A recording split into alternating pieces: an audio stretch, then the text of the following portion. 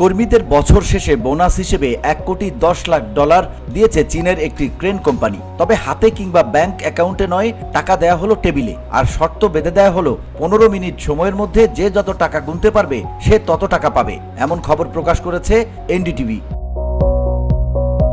সম্প্রতি চীনা Henan mining crane company limited company এমন একটি অনুষ্ঠানের আয়োজন করে। ডোইন এবং ওয়েবের মতো চীনা সোশ্যাল মিডিয়া সাইটে ভিডিও শেয়ার করার পর ব্যাপক আলোচনায় আসে বিষয়টি। ভিডিওটিতে লেখা ছিল, হেনান কোম্পানি বছর শেষে বোনাসের জন্য মিলিয়ন মিলিয়ন টাকা দিচ্ছে। কর্মীরা যতটুকু নগদ টাকা ঘরে তুলতে পারবেন ততটুকুই তার। ভাইরাল হওয়া ভিডিওতে দেখা যাচ্ছে একটি বিশাল টেবিল জুড়ে টাকার স্তূপ।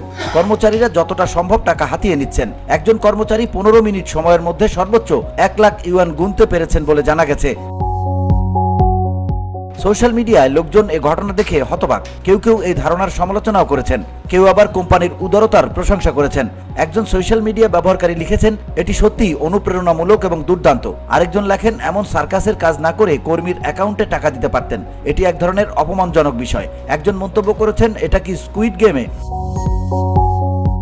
অবশ্য জানা গেছে এটি প্রথমবার নয়। 2023 সালে একই কোম্পানি বার্ষিক নৈশভোজের সময় তার কর্মীদের জন্য একটি উল্লেখযোগ্য নগদ অর্থ বিতরণ করে। সে সময় কর্মীদের পুরস্কৃত করার জন্য কোম্পানির খ্যাতি ছড়িয়ে পড়ে।